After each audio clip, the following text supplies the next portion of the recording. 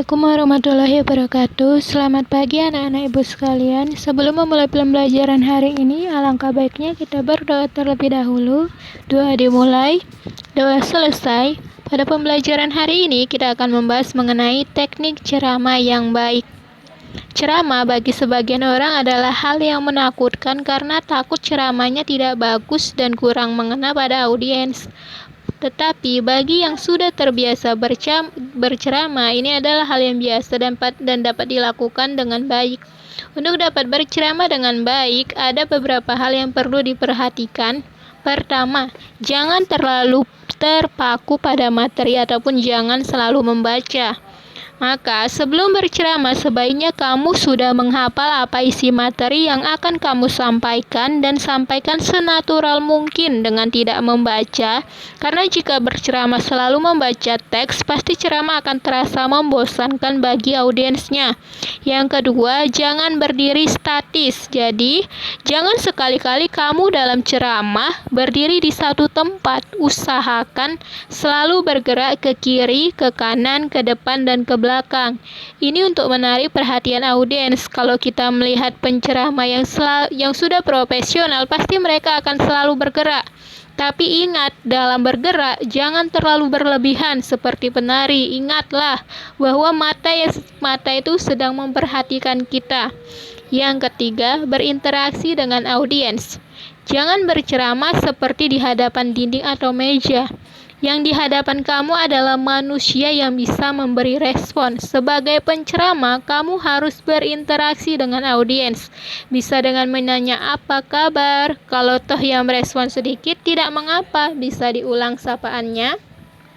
Keempat, mencoba membuat audiens tertawa. Dalam memberikan ceramah, jangan terlalu serius. Walaupun tujuannya untuk memberikan pemahaman kepada audiens dari apa yang kita sampaikan, penceramah itu harus membuat kondisi audiensnya itu selalu senang dengan sesekali menghibur mereka dengan candaan.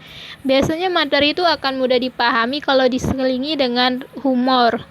Selanjutnya, membuat slide yang memukau. Jadi kalau kita sebelum berceramah dengan baik, tidak mengapa, tapi diusahakan kita harus buat paparan memukau dan menarik perhatian audiens. Jadi bisa sekali-kali kita selipkan videonya.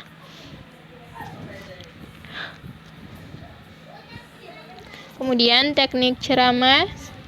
Teknik ceramah itu yang pertama ada teknik impromptu, yaitu membawakan pidato tanpa persiapan yang hanya mengandalkan pengalaman dan wawasan. Dalam metode ini, pembicara menggunakan cara spontanitas ataupun improvisasi. Biasanya teknik ini digunakan untuk pidato yang sifatnya mendadak dan disajikan menurut kebutuhan saat itu. Kelebihannya ini pertama, bahasa yang kita gunakan itu singkat sehingga tidak membosankan dan pembicara bebas memilih topik bahasan tetapi tetap sesuai acara. Kelemahannya, terkadang materi yang disampaikan itu tidak berurutan ataupun tidak sistematis dan kemungkinan ada hal yang lupa karena sifatnya mendadak, kan tidak ada persiapan. Kedua, teknik menghafal ataupun tanpa teks. Jadi teknik menghafal sini kita menghafal kata per kata dari awal sampai akhir ceramah. Kelebihannya, melatih daya ingat dan tersusun sistematis. Kelemahannya, bila terjadi lupa akan mempengaruhi isi pidatonya dan mungkin akan mengganggu konsentrasi pendengar. Yang ketiga, teknik naskah. Berceramah dengan menggunakan naskah yang telah dibuat sebelumnya. Teknik ini biasanya digunakan dalam ceramah resmi, di mana pembicara itu selalu membawa naskah yang telah dipersiapkan sebelumnya. Contohnya itu biasa itu ada di dalam ketika pidato presiden, biasanya presiden itu selalu membawa naskah. Kemudian caranya itu dilakukan agar tidak terjadi kekeliruan karena setiap kata yang diucapkan dalam situasi resmi akan disebarluaskan dan dijadikan figur masyarakat serta dikutip oleh media massa ya. Ini sering kita lihat ketika presiden kita sedang berpidato, ya pasti akan selalu membawa naskah ataupun teks.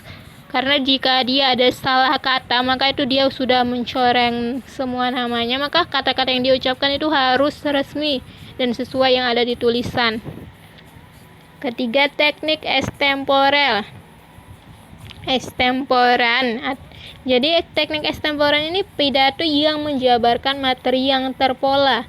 Maksudnya ini, materi yang disampaikan itu harus dipersiapkan garis besarnya dengan menuliskan hal-hal yang kita anggap penting.